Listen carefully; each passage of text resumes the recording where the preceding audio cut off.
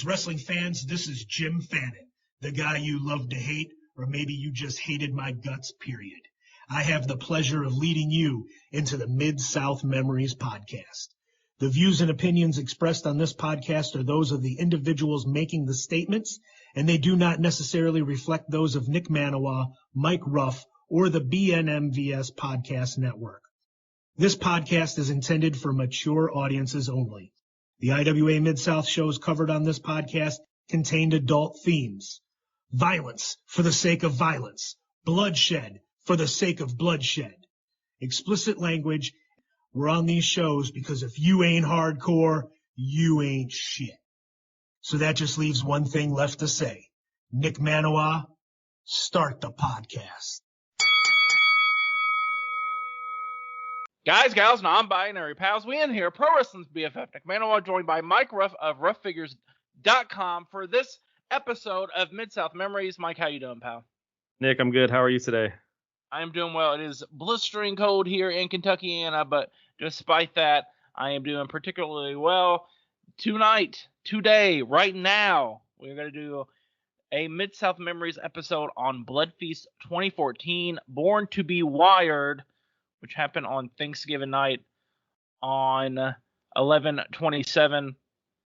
Mike, have you ever seen the show before you watched it for this show?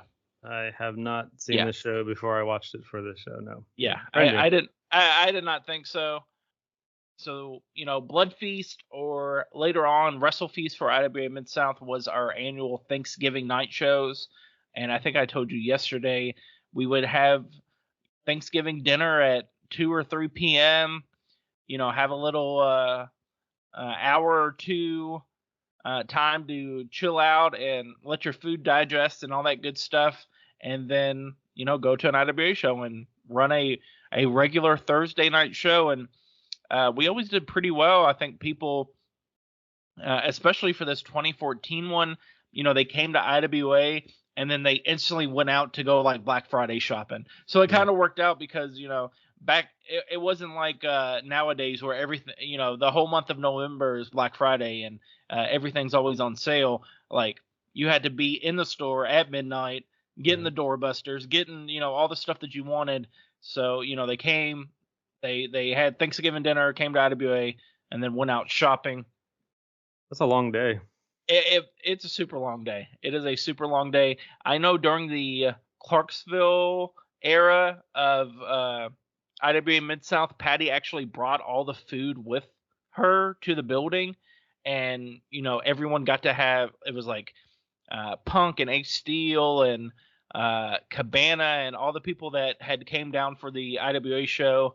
They told them, don't go to Cracker Barrel, don't go to Denny's, like just come to the building and have some Thanksgiving dinner, and that's what we did. So.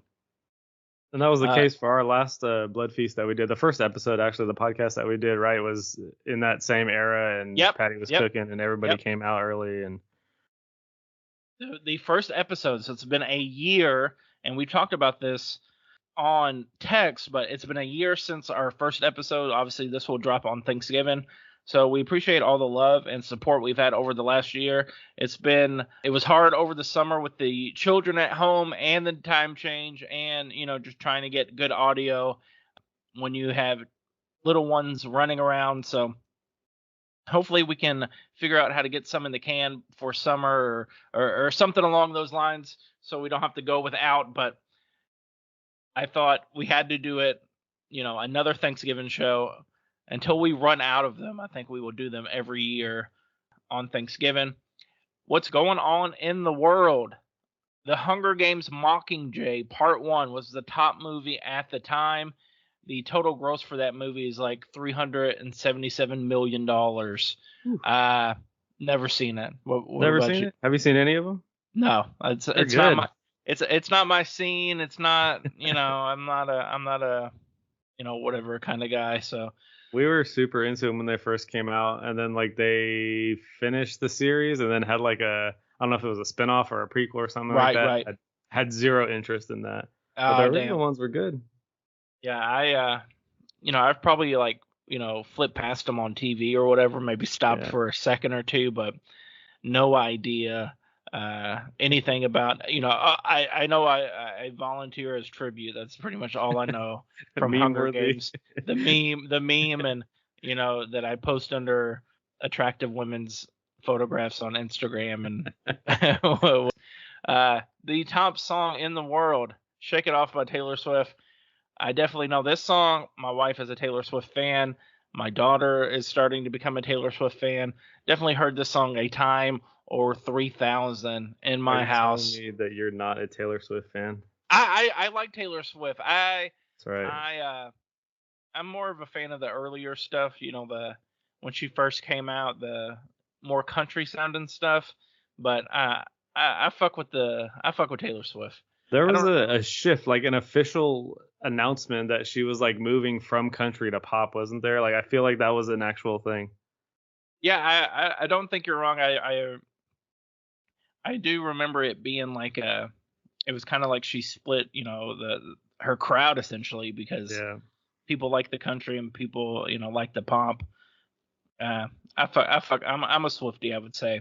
She's a very polarizing character, especially nowadays, especially in like with the football community. Right. Brother. I bet. Whew. People are so mad. Every time they show her on TV during a football game, people get so mad. But you know what it is? It's the little girls that want to watch because they might get a glimpse of Taylor Swift. So how does having more people watch and a different demographic watch football that wouldn't normally watch? How is that a bad thing? Get the fuck out of here. Right. Fuck out of here. Old crusty men, Yep. The ones that want to see what is that fucking guy? Toby Keith on the intro of every football game. Right. I'm here to watch football. I don't want to see this Taylor Swift shit. Right. People get mad because they show her more than they show the players. Like every time Travis Kelce catches a ball, they don't show him like his celebration. Right. Immediately they pan up to her and she's like going fucking nuts with his mom and shit. I'm all for it. I am all for it. Show his brother taking his shirt off and swinging it around his head. That's what I'm there for. I'm actually wearing a Jason Kelce hoodie right now, so this is a very timely conversation. That's my guy. At the time, Brock Lesnar is the WWE champion. Miz and Mizdow are the WWE Tag Team Champions. Bobby Roode is your current TNA champion. And the Revolution of Abyss and James Storm is the TNA Tag Team Champions. I have no memory of that tag team. That was like when Abyss went to that weird, freaky mask, and they had what was the Suicide guy? Remember that? What did they change? Okay. It was like T.J. Perkins Manic or something. That's right. When we decided that Suicide was a bad thing, and then they went back to it after. Right. What a disaster that was. Suicide is actually going to be doing a Generation X Pro Wrestling show very soon, so they just posted it, and I just shared it and said I played as him on a video game. Two of my favorite independent wrestlers of all time were him. Yeah, think about that. Right, that's crazy. Who dons the mask nowadays on the indies? I'll tell you off air. I don't know if they want it. Okay, fair. I don't know if they want it out there, even though a simple Google search would probably tell you. Is it unexpected? Kinda. Okay. There was a rumor, like, from the video game that the voice was Loki. Is that true? I've heard that too, and I want to say it is true, but I don't remember. Okay. It's been too long. Like when that game came out, and I was on the message boards and stuff. People were saying that, but I don't remember if that was, or if it was just like a deep voiced guy. A dude with a deep voice, right? Right. It must be low key. Miz and Mizdow are the WWE Tag Team Champions. Did you see any of this at the time, or? I saw the Mizdow figure several times. Yeah. Open several times. Right. Used the kick pads from it several times. Right. I definitely took apart one or two of them for sure. He was supposed to be like a stunt double? Yes, he was Miz's stunt double. So in singles matches, if Miz he would do everything the Miz did. So even getting whatever, he would like flip himself for a slam, and it's pretty funny stuff. It was so funny it ended up babyface, and I guess WWE didn't really like that, so be quick. But it's like it was getting super over, and the fans were super into it. But WWE didn't want it to be that way, so they had to end it. How we had multiple. That's what's going on throughout the history of wrestling. We've had multiple cases of that angle. So like Positively Canyon and was it Tony Storm and Mariah May thing? Because that was kind of similar, right? Right. Sean Perfection and all that shit. Yeah. Interesting. So, like I said, this is Thanksgiving night, 11/27. Born to be Wired is the subtitle for the IWA show. I think it just says Bloodfeast on IWTV, but on Cage Match it has the subtitle. This is available on IWTV if you have a desire to watch it. And I think after hearing this that you will, because there's some hidden gems, I guess you would say, in terms of death matches and stuff like that. We do not have a second camera yet. We got the second camera and mics and all that stuff from the viral video of Ace Perry asking Amanda to her prom. We got so much YouTube money from that. We were able to, get a second camera and commentary. So I'm actually on the Roam cam for this show behind the camera. You can hear it a couple times too. Yeah. The show opens up immediately with Ian and Suicide Kid. To give some backstory and context here, Suicide Kid tagged with Trip Cassidy earlier in the month, who was feuding with Reed Bentley, the top babyface at the time. Suicide Kid said that he was drunk and he apologizes.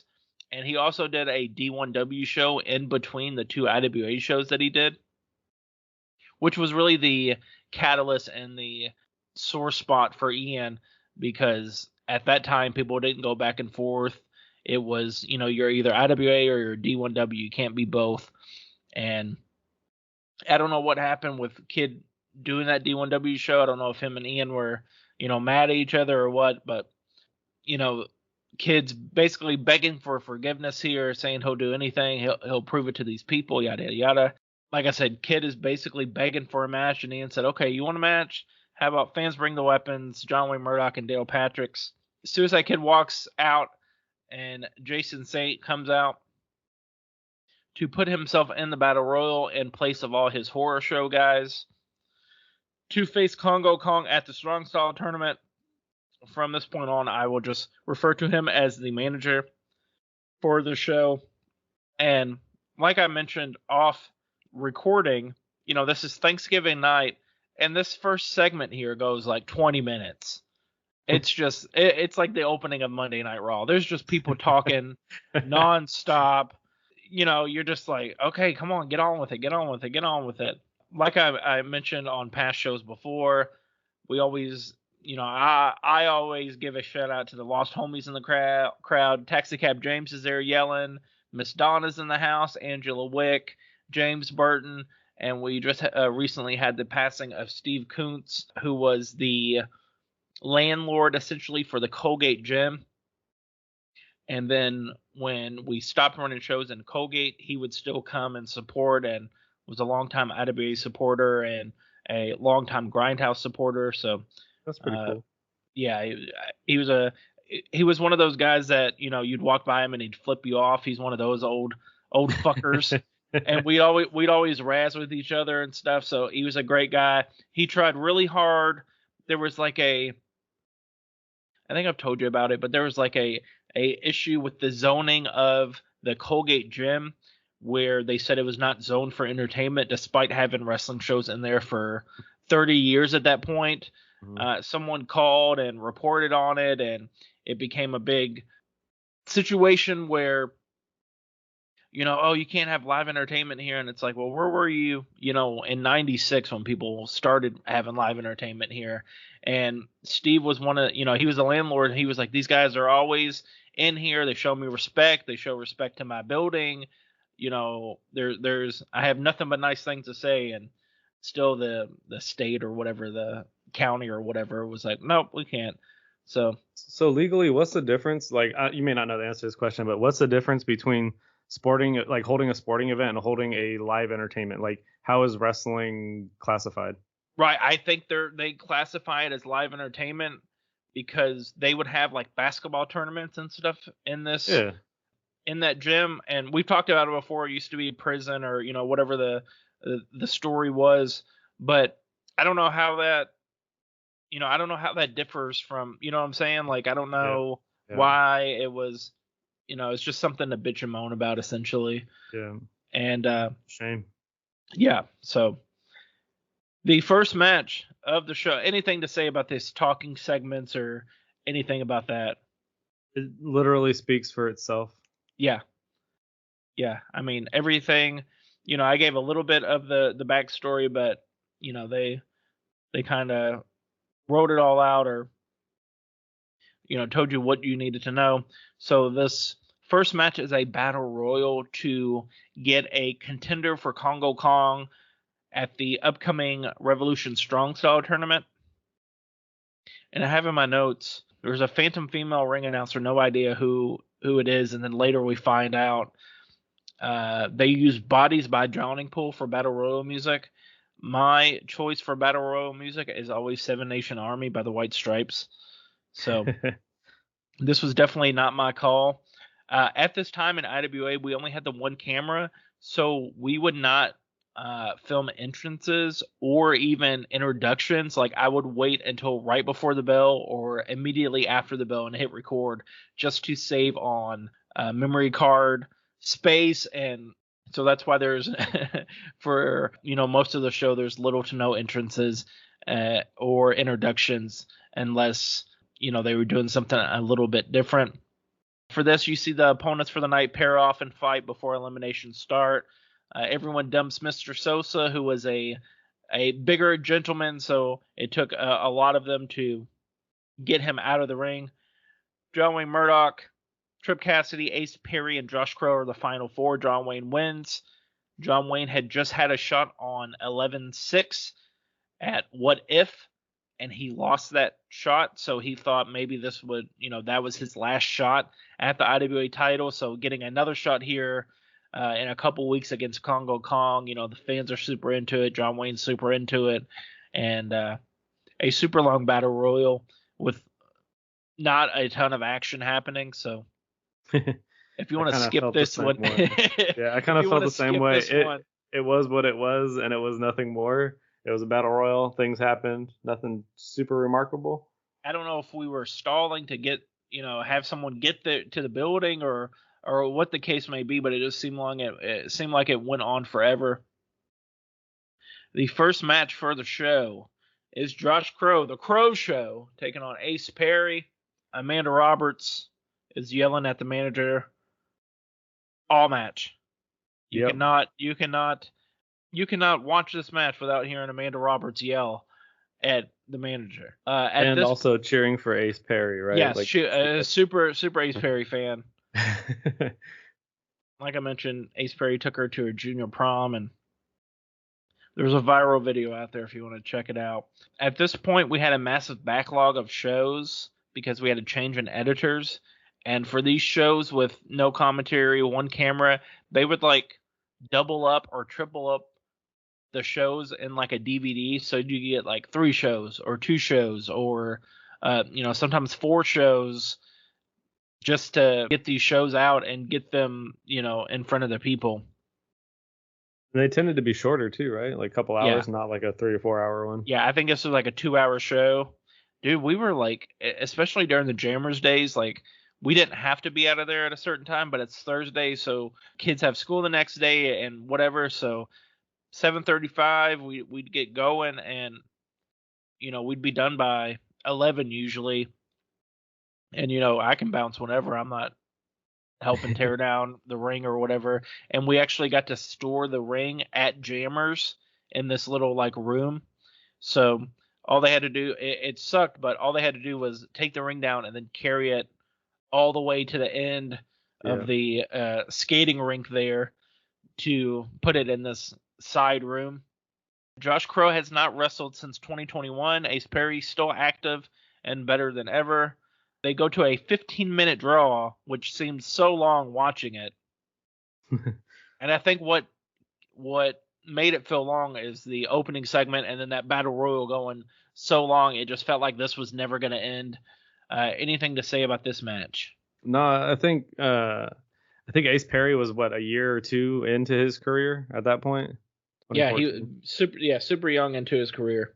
And you wouldn't know it by watching him. I mean, it was super smooth. He did a really good job, and I think we talked about a little bit off camera, like his evolution in character and appearance is pretty remarkable now. But even at the time, like, he was really good. Right, and I don't think people even realize. And I posted a tweet on Twitter saying, I'm watching this Ace Perry match from 2014, and this kid has seriously been fantastic for 10 years. I was like, he does cool moves, he makes cool videos, he's a pretty motherfucker, he's worth whatever he charges. Like, book him, pay him, let him come to your town and steal the show. Yeah, and it may be one of those where people don't necessarily notice him specifically by name or by performance, but they feel satisfied with the overall show because he was on it and put on a good performance. Right, absolutely. After this match, we see that it is Sabrina Six as the ring announcer. She was dating John Calvin at the time, so that's why she is a phantom female ring announcer. And then we finally see her. Was that a one-time gig or a couple-time gig? I forget who was doing ring announcing all the time, because we didn't have a set person, I don't think. Sometimes Ian would do it, sometimes, whatever. She didn't do it a lot, so it was probably like, oh shit, we don't have a ring announcer, Sabrina here. You be the ring announcer. Have Mercy Percy Davis versus Mr. Sosa is the next match. Sosa is another Billy Rock kid, and he was Percy's heater at the time, his bodyguard, his security, essentially. So he would come out with him. We did the thing where Percy started treating him bad, and finally Sosa had enough of that, hit him or whatever, and they had actually had a match, I think a week or two before. And then this is a return match. And Sosa debuted in October of 2013. Cage Match has that this was his last match in November of 2014. He only has 14 matches listed on Cage Match, and I booked him 7 of those times during my time at EPW as the booker. So, were 2 of the other 7 on this one show? Does that include the Battle Royal? For this show, Cage Match didn't have all the participants of the Battle Royal. So okay. For this one, it did not. But there is other random stuff that he had done that I wasn't involved in, or IWA wasn't involved in. Percy and Mr. Sosa was one of the first people there. They helped. They did stuff with a smile on their face. They were the last people there. They were the people sweeping. And at that time, especially a weekly product, Ian really appreciated that. He really appreciated guys coming in, doing what they were told, helping out in any way. So I think that's why they had this showcase here of a singles match and a longer singles match, is because, Ian wanted to give them that time in the ring, give them those reps. So, he gave them an extended time, it seemed like, in this match. There was a funny spot where Percy's talking smack up in a slam, and Sosa grabs his face to shut him up. I thought that was, a perfect spot for these two. I believe Percy also debuted in October 2013. So this is, a year and a month time that they both have in. So there's some sloppy stuff here, as expected. There was a point in the match, Nick, where I think Percy Davis was choking Sosa against the ropes, and you hear a young fan just randomly say, "You're an idiot," and it just kind of gets super quiet for a second. It broke me. I was dying. I did not catch that one. That's hilarious. And like I mentioned about the weeklies, that's what was good about having, weekly shows. The kids get reps as long as they're not embarrassing themselves too much, and it's in front of the same crowd, so you can't do the same shit that you did last week. You have to switch it up a little bit. And, like we mentioned on text, this is basically episodic TV without TV at the time. You can watch this whole run of Jammers from week to week, and everything's building on everything. Everything's making sense. Everything has a spot. Everybody has a spot, and it was just a super fun time. You'll have to remind me which one it was, but we did another episode from kind of around the same time period, and there were things in this show that reflected back on that other show, and like you could tie the two together, and I could see what you're talking about with the episodic stuff. Was even with those two shows, it was like a lot of connections were there, and a lot of things made more sense having watched the other one. Right. I was at because I think we did Heartbreak. Yes. 2015. Yep. And that's a couple months later. But like you said, you can just see, okay, we're building up these people, we're building up this, and especially at the indie level, nobody's really doing that because nobody's running weeklies. You know what I'm saying? Yeah. Can't get the same guys to come out for every show, and the audience isn't going to be the same, and you're trying to run different towns, and yeah. Right. I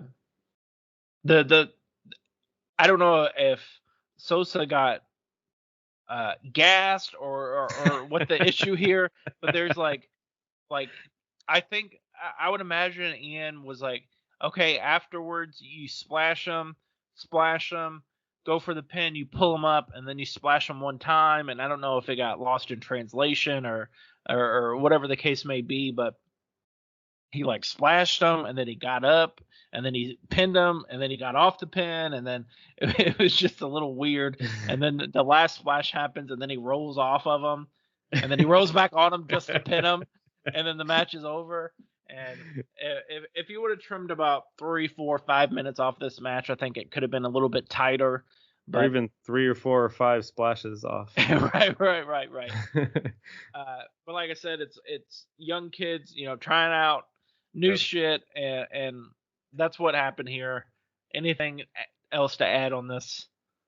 No, I thought it was good. It's a filler match for the entire card. Like nobody's expecting major things to happen, and they held their own. It's hard to have a smaller guy and a larger guy like that work and have it be cohesive and look believable. Right. But I thought they did that pretty well.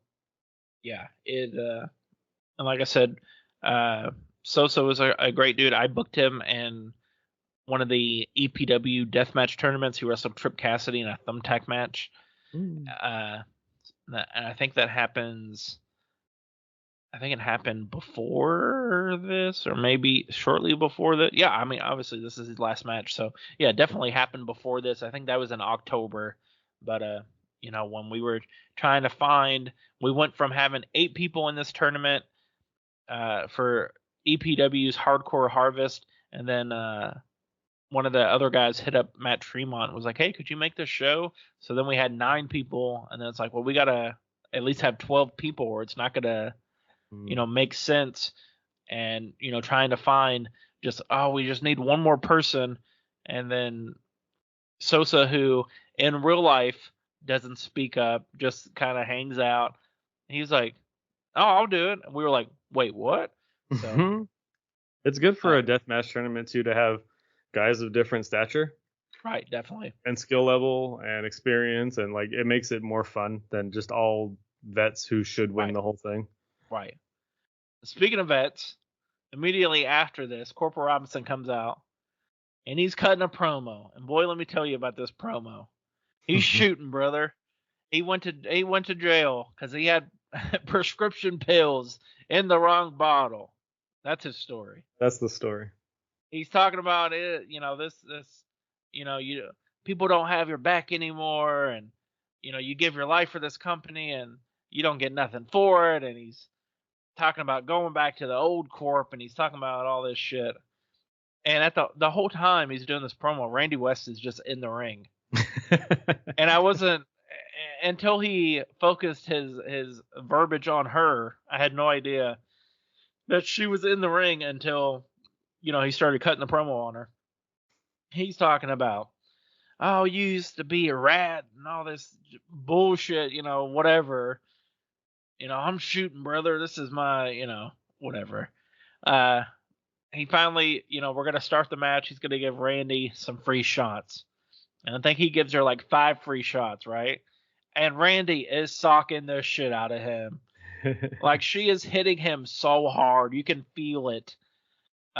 through the film, and then finally Corp, lets her have one. He starts lighting her up. They're brawling around. They got some chairs. They're hitting each other with chairs.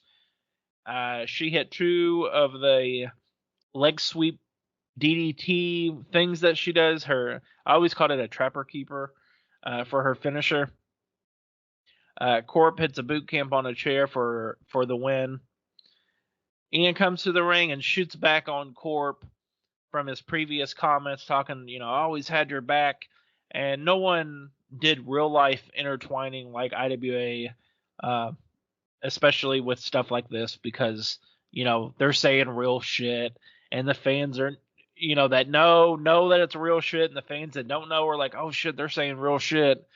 So, and of course, obviously it's harder to do real life shit like this on a month to month basis.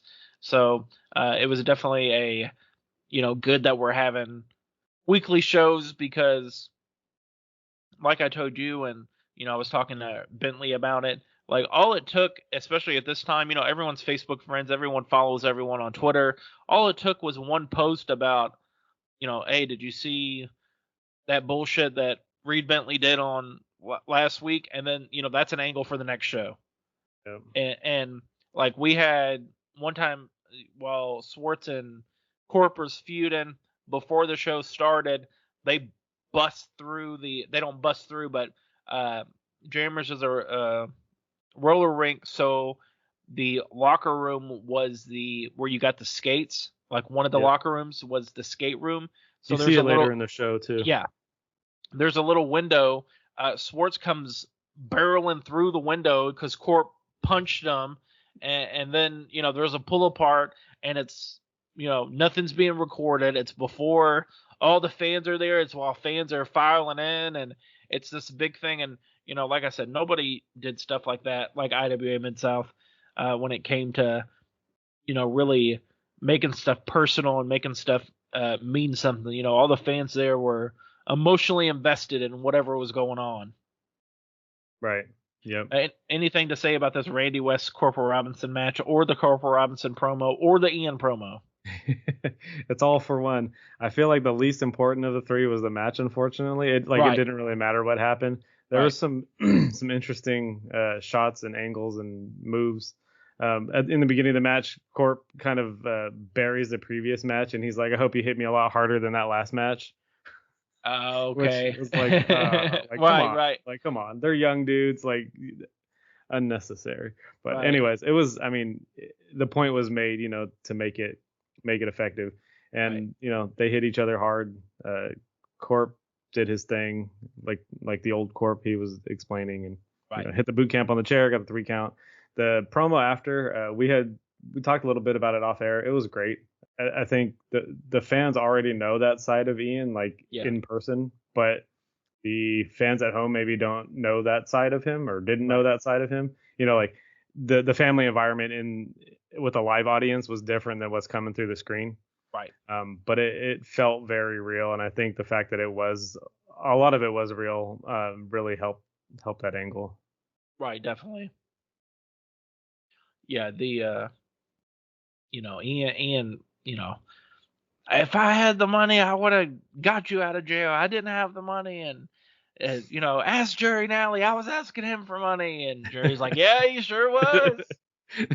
And every fan in attendance raised their hand as well. Yeah, right. Yep. You don't, you can't get that shit from WWE, man. You can't. Right. Ask the guy in the front row. I was there for him.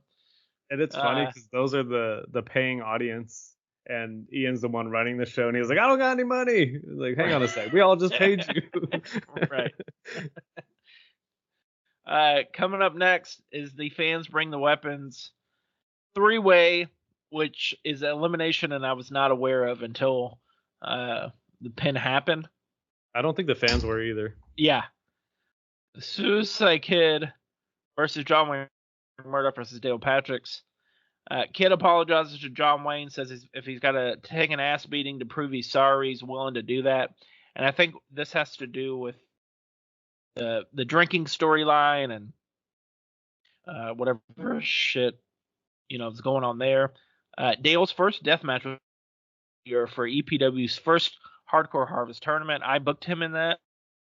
Currently one half of the Big Japan Pro Wrestling Tag Team Champions with Man Pondo.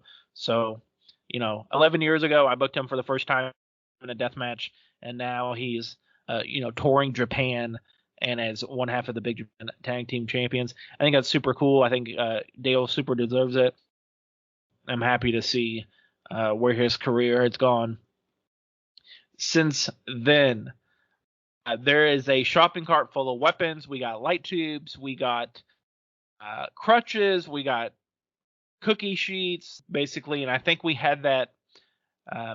We did announce that the John Wayne versus Dale the week before, and we had that shopping cart just at the front of the arena when they came in. They can put the weapons in, whatever. Mary, the lady that ran Jammers, what we did as long as they got cleaned up. So that was one of my questions that I had for you. Like, what was the process there? I would imagine that glass and roller skating don't work well together. Right. They had multiple big brooms and would just go the whole area of the roller rink and making sure there's no glass, making sure there's not anything that could hurt kids. Jammers wasn't super popular. It's fucking 2014. Not a ton of people are going to roller rinks anymore, but Mary and the Jammers ran the concessions, so they always wanted people there. They always, if people were buying food, then they're making money. They had some awesome cheese fries that I indulged in more than once at Jammers, so I appreciated their cheese fries. So if anybody's complaining about the camera work, we can blame the cheese fries, right? Right. Definitely. More than once, I pounded cheese fries during intermission and then had to do the cam for the rest of the night after intermission with a cheese fries filled belly. So that was not fun. Ain't nothing like a deathmatch for dessert on Thanksgiving, because these guys are beating the shit out of each other. Dale takes a backdrop on a shopping cart and screams, "Oh, my ass! I can't feel my ass." And I laughed so hard. The most IWA thing ever said. Right. Just they're doing crazy shit. They get a table and they're putting it up on the top turnbuckle, so they have a platform. Oof. They have this big ass ladder, and John Wayne does the Meteora, the double knees to Dale as Dale's holding another ladder, and Dale just eats this knee from John Wayne for that double knees so hard, just knee to head. And I pulled it up for just to watch some of it, and was like, look how hard these guys are going. And I was like, watch this knee. And she was like, oh my God, how did he not get knocked out? I was like, I don't know, man. I don't know. The finish is the Deep South Destroyer off that table on the top rope into a chair, I guess pyramid kind of thing. They didn't really build it up, but I'm all the way on the other side of the ring trying to get this shot for the camera. Scared for my life, holding on to the rope, hoping that no one hits it and knocks me off the apron, because if you notice during the show, I kind of stay in that one corner. That's because I had the steps directly underneath me, and if I needed to, I could step down off the apron. I think at one point during Josh Crow and Ace Perry's match, you hear Josh Crow go, "Move," and I just move out of the way so they can do their little thing in the corner. I was like, oh shit. One time Ruby Riott knocked me off the fucking steps because she came out on my side to climb up to the top rope, and she's like, excuse me, and then you just hear me on on film go, ah, as I'm falling down the steps. Thankfully I was able to land on my feet. I wasn't, I didn't take it down to the back or anything, but after the match, Ian says that Dale would have made it during the Kmart building days.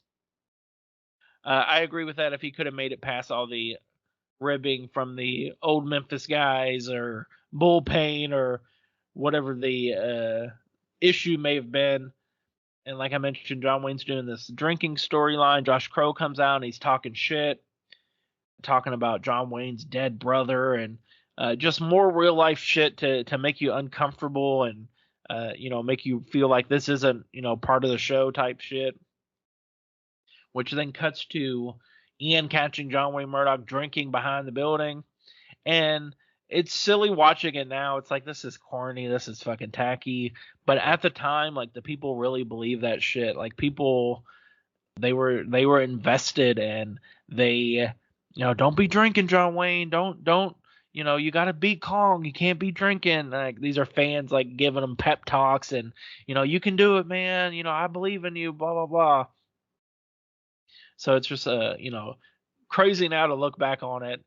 But, with the doing a weekly show, you can do silly stuff like this, or you can do stuff like this where, you're not going to do it, like I said, on a month-to-month basis, but it's easier to do it on a weekly basis. Any comments on this triple threat, three-way fans bring the weapons match? Yeah, like you said, Nick, the elimination nature of it wasn't obvious from the beginning. So seeing that first pin and thinking that was it was kind of shocking. Right. But then it kept going quickly, and it was like, okay, I get it. The spot at the end was nuts, using that table as like the platform, and then hitting that ridiculous Deep South Destroyer. It looked like it killed Dale, and like that's not the first time we've said that on this podcast. Yeah, right. I feel like every time we have a Dale Patrick's match on this podcast, he almost dies. Right. So we're either picking him really good or he does that often. So right. Yeah, I mean, he's super credible as a deathmatch guy now, and like throughout what I've seen over the years, he has been kind of a staple in a lot of the tournaments and just the big spots, and maybe not the guy who goes over, but definitely someone who keeps it all together and gives it credibility. So young Dale Patricks is a thumbs up for me, especially when he does crazy stuff like this. It's super believable. Like you said, the end promo was a little corny, and like it's hard to imagine that someone drinking in the parking lot is the worst thing that's happening at these buildings. But fair enough. In wrestling world, we'll assume that that's the worst thing happening. Yeah, it was the promo where Josh Crow came out and was like talking shit about dead brothers and stuff. That's it's different. Yeah, I don't know if that was really necessary. Obviously.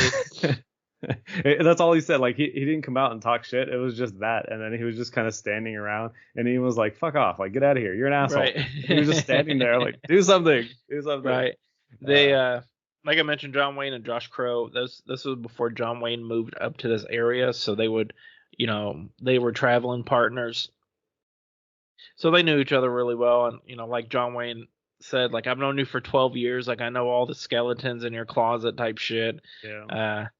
Just, crazy, trying to make everything real. Like, if this is real, then, what's fake type shit. But yeah.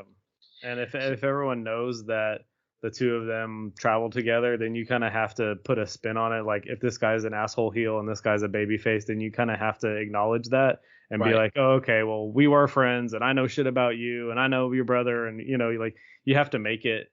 It's the kayfabe thing. It's the reason why back in the day, heels and baby faces didn't travel together. Right. So you now that we know that as a fan, you kind of have to acknowledge that that's a thing and put a spin on it to where it makes it still like a hostile environment and not like, oh, we're friends until the show starts and then we're not friends anymore. Right. We obviously we have some cleanup to do in the ring, so we take a little intermission. We come back, and I forgot this match happened, even though I looked at the match card. Like, I figured it would go straight from, we do the cleanup for the fans bring the weapons and set up the barbed wire, but that was not the case because we come back with Zodiac versus me, Mitch Page. At this point, I was booking Evolution Pro Wrestling, which was like a little brother promotion for IWA, and basically our main goal was try to get these young kids that we like, mostly Billy Rock kids, on IWA shows, and it worked out. Percy and Sosa was guys that I used, and Ace Perry and Josh Crane, Tripp, and all these guys that I really enjoyed and were my friends. I was excited to get them opportunities on IWA Mid-South because, at EPW shows, sometimes Ian would come and set up gimmicks and, try to sell a DVD or two, but he would be watching the show as well and being like, oh, this Ace Perry kid's got something or, whatever. Zodiac was another guy who was not a young kid, but we used him because he was a longtime veteran. He'd been working, since 1998 at that point. So he had been around the block a few times, and we brought him in feuding with Josh Crane. And then at EPW, we always tried to go along with whatever IWA was doing. And then they turned Josh Crane heel to be in Reed Bentley's group. And then, I didn't really have anything for Zodiac. And then Mitch Page, was saying, hey, I'd like to come work at EPW. We were only doing once a month at Jammers, and we used the same ring that Ian did. And you mentioned EPW too. Something I forgot to mention during the Ace Perry match is something I mentioned to you off air was the Pat Tanaka Ace Perry match. Yeah, right. So just scrolling through Cage Match, looking at some of the history and seeing that pop up was kind of like, you need to explain this to me now. Like, how did this even happen? So I don't know if we're going to have another opportunity to cover that. So if you want to talk about it here, I would love to hear that story. Yeah, I think what happened was Pat Tanaka I think he was in Louisiana or maybe Georgia or something. He was close enough that it would have been a little bit of a haul, but he wanted to drive. And we booked Pat for a seminar. And, he brought some kids that he was training at the time, and they got on the show. And then we were doing Ace Perry versus Pat Tanaka. And the story I wanted to tell, and I'm not sure if Ace Perry, like I told you, even knew who Pat Tanaka was. But the story I wanted to tell was, Ace Perry said, Mr. Tanaka, it's an honor. I used to watch you as a kid. This is an honor to be wrestling you here tonight. And then Pat took the microphone, or maybe even did it off mic. This is on YouTube if you want to check it out. Even off mic was like, you call me old? You call me an old man? You used to watch me as a kid? I'm old to you? Where Pat could work as a heel against young upstart babyface Ace Perry. And they had a match, and Ace Perry beat him clean in the middle with his super kick finisher at the time. And then after the match, you see them as they're walking to the locker room. They have a little hug moment to show that the beef is squashed. But definitely, I think it's only like 12 or 13 minutes on YouTube. Definitely worth your time if you want to see a young Ace Perry against someone like Pat Tanaka. We always tried to book, a random name. The highest draws that we ever did at EPW was booking Bill Dundee and booking Ricky Morton, just to show you the kind of people that this area wanted to see. So, yeah, Bill Dundee, Ricky Morton, the highest draws for EPW at the time. Like I was talking about with Zodiac, Ian would go to the shows and see what we was doing. He liked what we were doing with Zodiac and me, Mitch Page. So he ended up bringing that feud to IWA as well.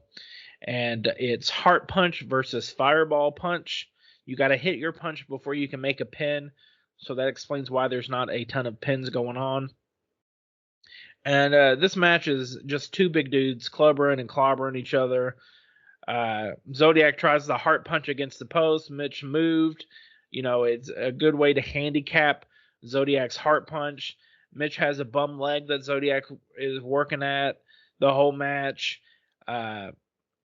Just, stuff with the manager, and eventually Mitch duct tapes Zodiac's hands together, and then he's going for this fireball punch. You actually hear me yell at the referee to get the spilling rubbing alcohol bottle. I'm like, Josh. Mitch lights the hand on fire to hit the punch to win the match. I think what hurt this was he had the athletic tape on, but then he used duct tape. Yeah.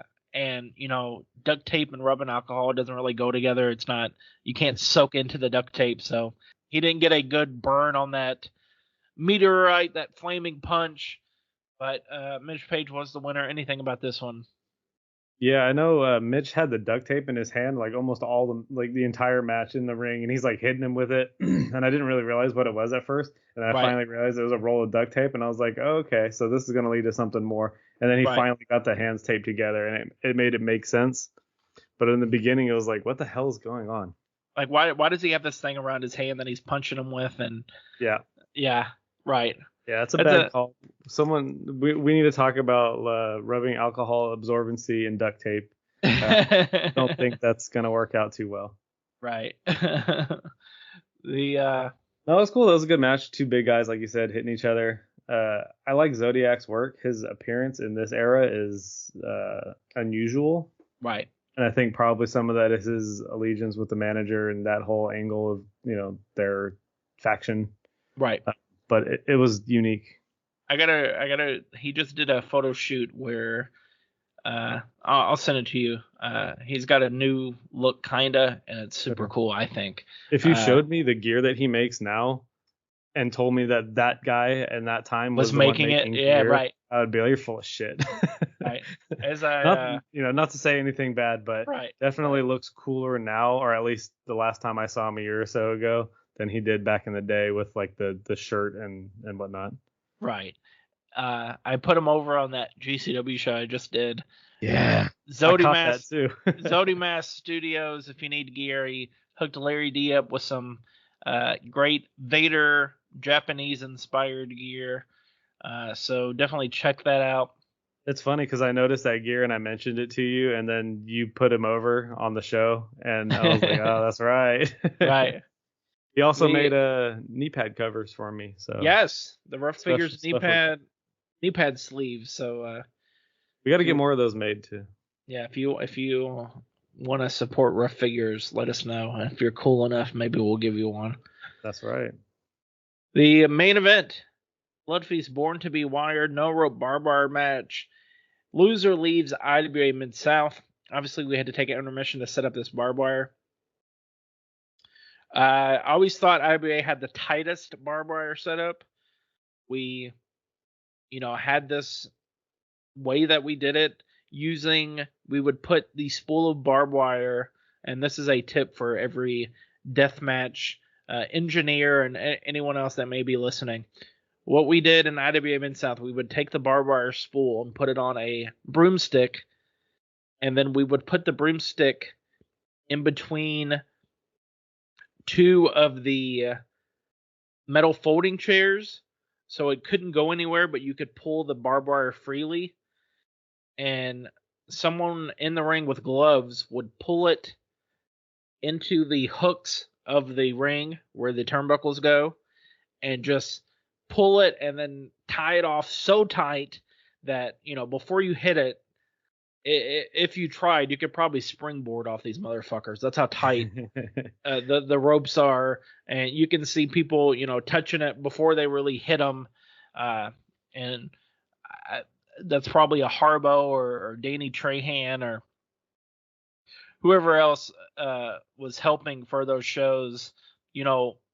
Once it was me and Harbo doing stuff, we knew, okay, this is what we do. We put it on these chairs. We feed it to the person in the ring and fucking, keep the barbed wire spool going. And this is what you got to do. And you got to tie it off this way. And you got to do this. And, if you're running deathmatch shows in the Midwest, definitely hit up Harbo to come and help your deathmatch setups. It won't be an hour and a half set up for your finals if you got Harbo in the ring with a pair of gloves and some rubber bands or whatever the case may be. At this point, we were, myself and Just Bee's Knees and everyone else, Bentley himself, we were pushing the narrative that Bentley was leaving because we thought, he's top babyface here. Everybody knows that he's Ian's right-hand guy, so they know he's not leaving. So we pushed that, he had been doing these secret training sessions with Chris Hero in Florida, and he's been doing this and this and this, and he's got eyes on him, and he might be signed, and whatever else we can say to maybe convince people that he was leaving here this evening. He comes out, he's hugging everybody. He's hugging my wife. He's hugging all the fans. Literally every single fan. Miss Donna gets one. Going all the way around. Everyone's getting one. Everyone's getting a hug. This is really making it a big deal here. And this was every week. Reed Bentley was getting fucked somehow. When him and John Calvin were feuding, one point Vader Bomb, the band, came to a show, and their gimmick is they wear wrestling masks and sing punk rock songs. And they tagged with Reed Bentley at a show in December against Jason Saint and his horror show crew. And during one of the shows, Vader Bomb would just come to the shows and hang out. And during one of the shows, John Calvin was in a mask, just sitting with them.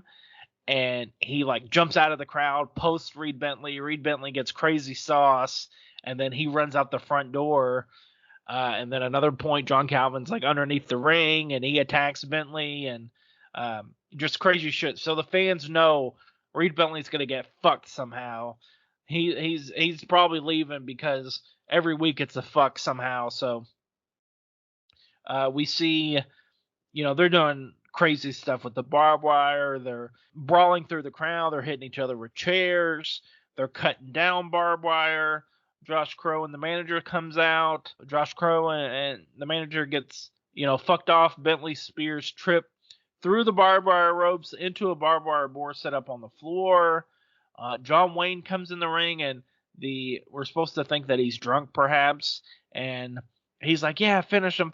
And then Bentley gets backdropped into John Wayne, and then Bentley almost loses. And after the match, I don't know if Bentley knew that the case was we wanted John Wayne to appear drunk. So after the match, Bentley's like, breathe on me. He's like, no, he's not drunk. He's just an idiot. That kind of went against what we were trying to do, I guess you would say, with the drunk storyline, but whatever. Bentley wins the match with a rolling elbow and then a double arm DDT, a rotten rush, if you will, to send Trip Cassidy packing. Anything to say about this no rope barbed wire, born to be wired main event?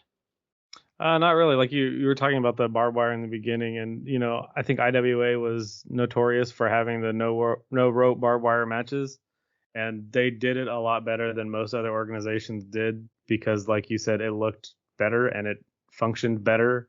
You see some of these other organizations and they do it and it's just super limp and saggy and no one even touches it. All they do is just rub up against it on the ground. Right. Definitely doesn't have the same effect, and I think that's why a lot of people aren't super into that style of match now, is because they've seen so many bad ones that they wouldn't know a good one if it smacked them in the ass. Right. So it does make a big difference. And like you said, if there are companies out there that need support or knowledge on how to do it, it's worth investing what little money it would take or time it would take or whatever to reach out to someone who knows how to do it properly and ask, because it makes a huge difference for a fan. Right, totally. With that said, there were a couple cool spots in this match where Reed was cutting back the barbed wire, and I always thought that was cool, a cool effect to add to these matches was, using the cutters, cutting pieces off, having people fall out of the ring, using pieces of it just to, as free standing pieces to attack with. The funniest part though is with the intermission, they set up all this barbed wire and half of the match is just brawling around the arena. And right. It's guys, go in the ring. Make sure this is going to be, a worthwhile effort. They used a table, I think, on the outside in just kind of a throwaway spot, which was and still probably is unusual for an indie company to waste a table on something that's not a huge finish. Yeah. But the little things like that make it more credible. They make it seem more real, like anything could happen, and it's not all just building up to the final spot like you see with a lot of deathmatch stuff nowadays. They don't really do anything the entire duration of the match, and then the finish is just setting up this huge apparatus and falling off of it for the finish. And it's cool to see spots like that, but it's, for me as a fan watching deathmatch wrestling, it's so much more than that, and that's what differentiates the storytellers from the guys who are just taking spots. So right.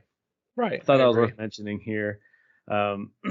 There, like you said, Bentley hits a couple of things like a spear out of the ring through the barbed wire board, things like that. I think the manager comes in to like, fuck Bentley over, like you mentioned. Ian lays him out with a punch, and at one point Bentley's like calling for a chair in the ring, and fans start throwing the chairs in, like, ECW lore. Right. And he's like, no, stop, I'm good, I got one. Not a chair riot, right. It was pretty funny. Just stuff like that. Like, it makes the show feel more interactive. Yeah, like you said, double arm DDT for the win. At the end of the match, they I don't know if it's you on camera. It must be, right? And zoom in on the IWA, as Bentley calls it, the hair hanging on the barbed wire.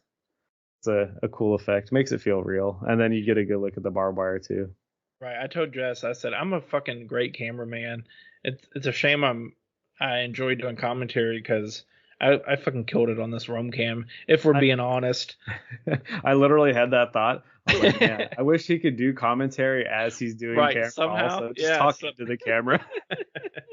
Right. When during, I think, the pandemic, we were going to try to do like studio wrestling essentially at the arena, and my idea was have my buddy Corey as the Rome cam, but stationed in the corner like I was for this show. And then my commentary mic would be like, my cord would be like ringside at a ringside table.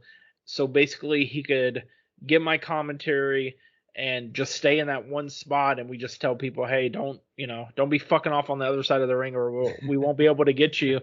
And then not have any guardrails up. So we were thinking of like having like a interview set, by the ring, kind of, so that, the fans can come out of the ring, or the wrestlers can come down the steps out of the ring and go straight over to the interview set, where, which is kind of how they did it back in the day. Yeah.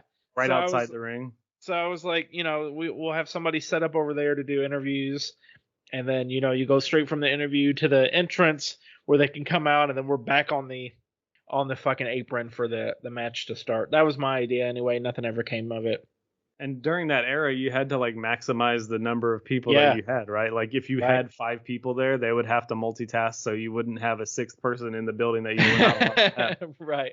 Like, if they're letting you have 10 people together in one setting, even wearing masks, you have to maximize those 10 people and be like, all right, you're going to do camera and this and that and this and that. And it's not like a pay thing, like, it's not like someone didn't want to pay for the extra help. It was you physically couldn't have another person in that environment.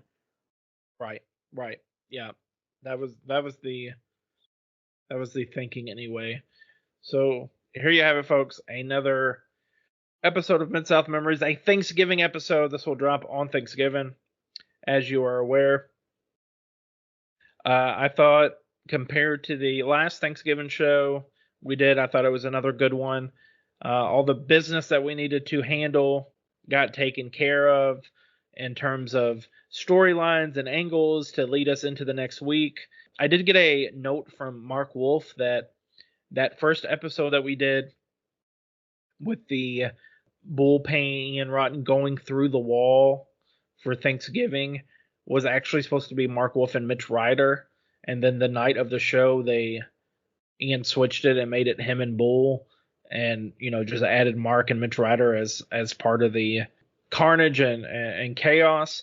So I thought that was an interesting thing that Mark Wolf was telling us about, and I think it's super cool that people that were doing commentary, or I guess podcasting over, listen to the show and can give us notes like that, where we figure out and we learn something new about a 22-year-old show. I give this show a thumbs up. I think if you're a deathmatch fan and you've never seen it, you definitely owe it to yourself to watch the Fans Bring the Weapons match and the main event, just for some hidden gem death matches, I guess you would say.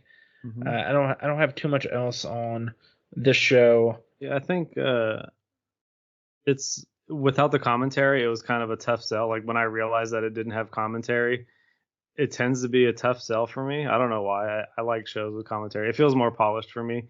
Right. But this one was so intimate, and you could, like, it had such a personal thing and interaction with everyone else that you weren't missing it, if that makes sense. I don't know. Maybe that's not the best way to say it, but typically you feel a little bit lost in the woods when you don't have someone guiding you through the journey of a show.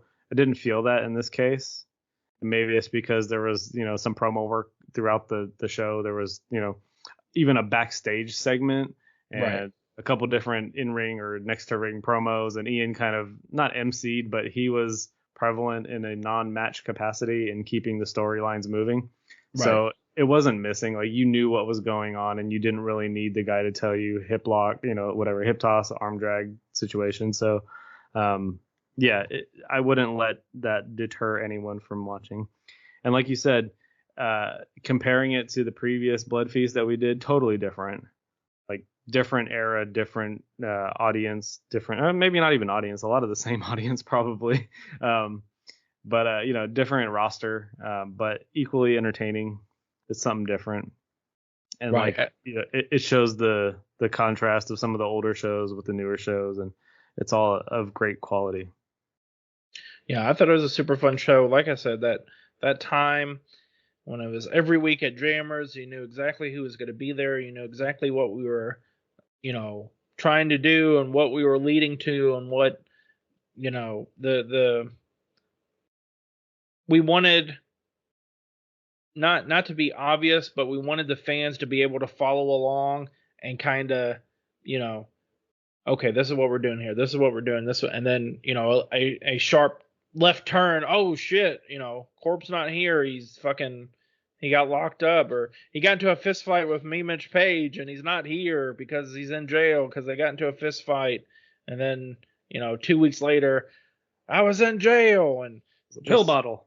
Pill bottle. I don't know if I would have said that, but it was a couple of painkillers in the wrong pill bottle. Okay. Right. I don't. Definitely wouldn't have been what I would have said, but whatever. God knows what the true story was there. There are several sides to every story. What you got going on in your 2024 life, Mike Ruff? It's coming to an end here. Not my life, but the 2024 part of it. The last podcast, because I'm killing myself. Don't send a welfare check to my house, please. That was unintentional slip. The 2024 yes. The 24ness of my life is coming to an end. My life is still prospering. Looking forward to 25. Not that 24 is bad, but anyways, the same old for me, pretty much. Daily grind. Figure wise, finished a whole bunch of new figures. Some stuff I finished over the summer. Finally got around taking pictures, sending the pictures out to customers. They're pretty excited, and I think planning some more big ass orders of very strange characters, which gives me immense joy.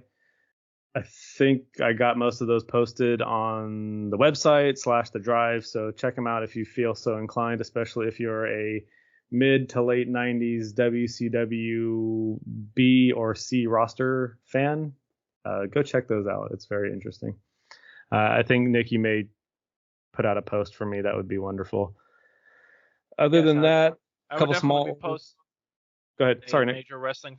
Sorry. I would definitely be posting all those on the Major Wrestling Figure group page. What do you call it?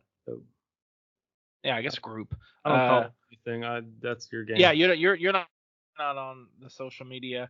If you ever wanted to see a Joe Gomez or a Silver or a Firebreaker chip figure, definitely check out roughfigures.com for the Silver portfolio. King. Silver King's the winner. Yeah, I think so too. Speaking of majors, I also have a major order that will be filled here in the next couple weeks that I'm pretty excited about. It's not something new, but it's something exciting. So that's cool. Other than that, some surprise things I think that Nick and I had been talking about with some guys that may be known on the indie scene, but not on the national scale would be cool. A certain father with a mug, a certain man with a great voice and glasses are two potential options that may see the light of day soon. I'm pretty excited about those. Those are the passion projects that keep me interested while I'm doing other things like Butcher Eads and Patriots and Chronics. Anyways, this Butcher Ead is killing me. I hate it. It's the worst thing I've ever done. Oh no. It's not really, but I just hate it. I want to get it done. Anyways, looking forward to seeing some cool stuff. If there's any wrestlers out there that are interested in figures, come hit me up and we'll talk. If there's anyone who wants to support Ruff Figures, that would be wonderful as well. We have stickers. There's opportunity for some merch and whatnot. We still have Midsouth Memory stickers that I have sitting right next to me. Yes. Sent out a couple. If anyone's interested, I will send them for free.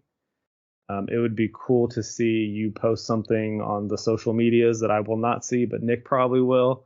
If you get one and would like to share with your friends, followers, all that good stuff, that would be cool too. Again, we're just trying to spread the word and have fun with this. It's been a year now, which is pretty crazy to think about. We hit almost every month, not really, but kind of. And I think it's been great. If you listen to one episode a month, we have 12 released, counting the spotlights, counting that one WrestleMania that we did before we started this to kind of lead into the Midsouth Memories podcast. So the content's out there, and I feel like a lot of our audience right now is guys who are involved in the shows, guys and girls and all your non-binary friends that were involved in the shows, either wrestlers or fans or people who watched from home across the pond, or they're all people with nostalgic feelings about these shows, and that is super cool for me to see. Even knowing that like Mark Wolf listened to the show and provided some insight is super cool for us, is like why we started doing this in the first place. Right, absolutely. Like you said, like we just want people to I didn't want the end of IWA to be the end of, mentioning the work that I did in terms of commentary, or just the work that my friends and, family did in terms of being on the shows themselves. So I'm glad that this, podcast is at least giving some life back to that. And it's not just the death of IWA and a horrible death that it was. So, and I appreciate all the love and support. Obviously, if you have any suggestions for shows or spotlights, especially spotlights, because that's a little bit easier for us to do. They're shorter episodes, just focused on one event or one wrestler or whatever the case may be, one match. So definitely hit us up for some spotlights. In terms of what I got going on, I just did GCW last week in Louisville at Headliners Chaos in Kentucky. That's available on Triller TV Plus. It's a good watch too. It's pretty easy to watch, and it's very entertaining, and you will recognize several of the names if you're a fan of this genre of wrestling and this region of wrestling. Right, for sure. Yeah, definitely had some Kentuckiana favorites. Too Tough Tony with the flaming fist. Right. Sorry, spoiler alert. Not with duct tape either, so it actually lit, and he burnt up the hair and head of Perch and Mance Warner. So can I ask you a Too Tough Tony question real quick? Absolutely. Like rapid fire. The liquor distribution before the show. Yes. He's funding that himself, right? He brings the bottles himself, I'm pretty sure. And it's not a new bottle every time, I would imagine, correct? Yeah, I think he keeps it in the rotation until it's empty. This is a good deal. What a guy. Yeah. And I would add that to the feed. Like, hey, if you want me, here. I need $20 for my liquor. Right. Yeah. Add a couple extra dollars. Add a zero in there.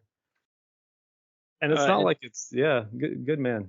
He great dude. I thought that was a truly epic main event. I thought a lot of people didn't know that Tony had that in him essentially, and they had the fans in the palm of their hand. Definitely worth your time. And like Mike said, it's an easy watch. There's nothing that's even a little bit questionable.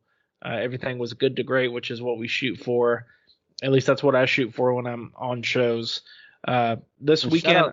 Shout out. Sorry, Nick, to interrupt you one more time. Shout out to Too Tough Tony with the career resurgence. I think nobody had really talked too much about him for a little bit. Correct me if I'm wrong. Again, as always. Well, he would pop up on Grindhouse shows, but he really wasn't doing anything of note. Grindhouse is his student promotion, so if they needed somebody, like he was in the Royal Rumble and the Rumble, right, and gave up the last spot to Berto to get a championship title match, and he dressed up as Santa Claus last year, and he was in this.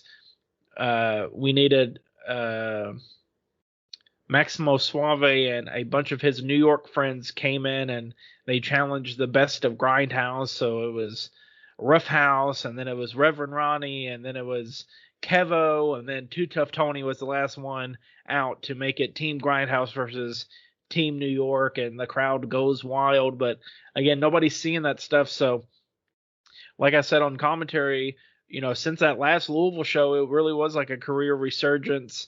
And, he's going to Hawaii. He's doing the JCW shows with Violent J and stuff now, and he's going all over. They just did like a 10-day tour before Halloween this year, going all over. They were in Joliet, and then they were in Little Rock, and then they were in this place and that place. So I don't think it was on film, because he did a promo after the show where he was like, I'm 50 years old, but I'm feeling great, and I'm coming for that GCW world title. So, maybe one day. Great. He's putting on good matches. He's flipping and flying all over the ring like he did in his youth. So as good, if not better, I would say match quality. And it never fails to surprise me when he does that rope walk up moonsault. Yep. I couldn't do that for $1 billion, man. Right. I don't think a lot of guys could. A lot of guys that look more athletic than he. Right, just standing on the rope. This will come out on Thanksgiving, so I will be in Lafayette on 11/30 for House of Heat Holiday Hangover, I think the show name is. Gonna be a super fun show. Gary J's on the show. Who else? Let me pull it up here. For the House of Heat show in Lafayette, it is a doors at 1 p.m., bell at 2 p.m. at the North End Community Center, 2000 Elmwood Avenue. A big match that we have is David Ali and Bret Havoc, who battled for the House of Heat heavyweight title, becoming partners as they were viciously attacked by Josh Crane and Alex Colon after their title tournament final match. So it'll be David Ali and Bret Havoc taking on Josh Crane and Alex Colon in a tag team match. We also have Sam Holloway, who was recently WWE ID'd, taking on Philly Collins of the Philly Marino Experience. Heather Monroe versus Ari Alexander. GPA and Laney Luck against Tommy Davis and Ashlyn Alexander. There is a Gary J Open Challenge. Maggie Lee taking on Rachel Armstrong. Plus so much more. Sage Phillips will be in the house. Eric Dillinger will be in the house. Shane Mercer takes on Marino Tenaglia of the Philly Marino Experience. Definitely worth your time. They're putting all their shows on the Heated Shenanigans Podcast YouTube channel. So if you want to check out any of the stuff that I've been doing in Lafayette for the last month or not last month, the last few months since June of this year, definitely check out the Heated Shenanigans Podcast Network. That is on 11:30, and then on 12/7 for Generation X Pro Wrestling, Reed Bentley will make his Gen X Pro debut on that show. That is in Cynthiana, Kentucky, so definitely check out 12/7 in Cynthiana. And then I mentioned it to you, on 12/19, I will be traveling to Portland, Oregon for Pacific North Death at the Twilight Cafe and Bar, 832 Southeastern Grand Avenue in Portland, Oregon, for Persona Non Grata, a no-ring deathmatch show featuring some of the very best. They just announced Cyclope will be involved in that. John Wayne Murdoch, Eric Dillinger. Let me see if I can find. What a fun show. Tara Zeb will be on the show. Dr. Redacted, Jimmy Lloyd, Drexel, so much more. Definitely, you want to be there. you want to check them out, you want to see what we got going on in the Pacific Northwest. My first time being in that area of the country, so I'm excited for that. It is a Thursday show. Damn, it starts at 10 p.m. That's past my bedtime, man. On a Thursday? I guess. Is it 10 p.m. your time? Oh, yeah, it is. You're right. Haha. So it's 7 p.m. That's right. West Coast, baby. 7 p.m. for the start. You can do that. Yeah. I'm worried about the jet lag from flying across the time zone. So just make for a long day. Right. So hopefully I do have some friends out in Oregon, so I think they're going to come out to the show and meet for the first time, so that's exciting. So that's cool. Sounds like a fairly big show with some good names and a unique market, so that's exciting. Right, absolutely. And I mentioned Suicide beginning of the podcast. They just posted another Gen Next Pro. You never know when, you never know where, you never know who he's here for, but he's coming. The Dark Savior Suicide is coming to Gen Next Pro. That's Larry D's promotion? Yeah, Larry D and Sled's promotion. And then after that, after the 19th of December, I'm on the 4th of January for Generation Next Pro Wrestling. And then I'm back in Columbus, Ohio, at the Valley Dale Ballroom, one of my favorite venues, on January 11th to see all my Columbus homies. And then I'm back in Evansville, Indiana for Hooligan Championship Wrestling at Hooligan Uprising and Elevation. They're going to do kind of like 2 shorter shows to get more content on. So it's like I think it's like 12 or 13 matches total, but it's going to be split up into 2 shows. So, yeah, looking forward to all that stuff. Come out, see me. So, yeah, that's what I got going on. Like Mike said, we have Midsouth Memories stickers. I have a t-shirt shop at Deathmatch Worldwide. That is the only place I will ever have t-shirts. I will never have a personal stock on me. I also have stickers. I got the PMA NWO stickers. I have the Death by Thickness stickers. I have like 5 trading cards left. I'm running low on merchandise, so I gotta in 2025. So if you want shirts, deathmatchworldwide.com. Every first of the month, he pays for the previous month. So if you need any post commentary, if you need, my schedule is on my Facebook page. So if you wondered if I have the date open, go to my Facebook page. It is the pinned post. All you have to do is scroll down and find the date. And if it's not listed, that means I'm free. Hit me up and book me, please. Anything else, Mike Ruff? Another unappreciated thing that you do is the 90 seconds with Maniwa. Which that's a brand. You'd be willing to sell out too if there's a promotion out there that needs to put over some of their show stuff. Right, yeah. If you want, I am a whore, sir. I will do whatever is available for money. So if you need me to freelance commentary gig, it's not being a whore. Right. let's not get it twisted now. This is part of the job. I will also be a whore for money, sir. So both things apply. So definitely hit me up if you need anything like that. I'm still working on the Midsouth Memories Google Drive where I have the archived photos. So definitely hit me up if you have any old IWA photos. If you have actual photos, physical photos, all you have to do is send them to me. I will take the trouble of scanning them in myself and putting them on the internet, and then I will send you the photos back. So eventually you don't have to lose the photos. It just might take me a minute to get them back to you, but they will get back to you if you send them in the mail. If you give them to me at a show, it will be a faster situation. I think with that thing we haven't talked about real quick, Nick, to squeeze this in. If you have old IWA merch or T-shirts, take pictures of those too, because we would like to see those as well. I know, Nick, you had gotten some from a collection that Ian had at one point, and right. those are cool to share and look at and reminisce on. So if there's any fans out there that have stuff like that, that's super cool for me to see too. Even if it's like the first CM Punk shirt or the old school Cabana shirts or stuff like that, not specifically IWA, but guys who worked in that era, those are super fun to see. So if you have some of that stuff, would be willing to take pictures and share those with us, that would be awesome as well. Yeah, we definitely got some ideas for merch when it comes to 2025 and beyond. So definitely hit us up with any, like you said, old IWA logos or merch or whatever the case.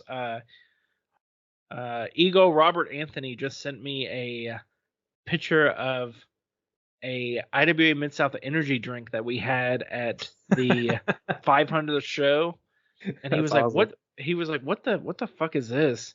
And as you know, I told him, I was like, Vince Jones found like somebody that would do the can wraps, and it's some company, and it's just generic energy drink, and they did the can wraps, and we sold them on the merch table. And he was like, it's probably the only one still in existence. And I was like, you know what, man, you're probably right, because I was like, the rest of them have probably eaten through the can and are just oozing out somewhere. So it's funny. I have a quick wrestling energy drink story too. I think I told you about before. We used to go to some of these like shitty California lucha shows that were not named lucha guys, but like, whatever, had a day job, and then on the weekends would put on the mask and look terrible and perform mediocre wrestling moves. But it was super fun. And a lot of them, they had like free energy drinks. Like it was like a booth of some like Mexican energy drink company, and I had no idea what they were. Couldn't read any of it, but they were delicious. And like I would half go just for that. Like, oh shit, the energy drink guys are here. I better go grab like 4 of them. I remember like they had like a rooster on the can, and I was kind of curious what it was, like what the flavor was, but I couldn't read anything. I was like, we're gonna take a risk, and they were divine. Anyways, that's my wrestling energy drink story. So I love that. That's great. I feel like wrestling and energy drinks are definitely hand in hand in a lot of times, especially in the mid 2000s, late 2000s. Right, definitely. Anyway, sorry to interrupt. That's hilarious. I think we're done. If you have anything else, Nick, otherwise I am happy to have you sign us off. I think that's it. We have some ideas for December, so we will see you next month here on Midsouth Memories, and I think that's it. Hit me up. I'm at Nick Maniwa on everything. Hit up Mike Ruff, roughfigures.com for figures and his portfolio, his eBay store if you like vintage wrestling shirts. He still has some of those hanging around, I'm sure, so definitely check him out on eBay, and we will see you next month here on the Midsouth Memories. That's all I gotta say. I'm out of here.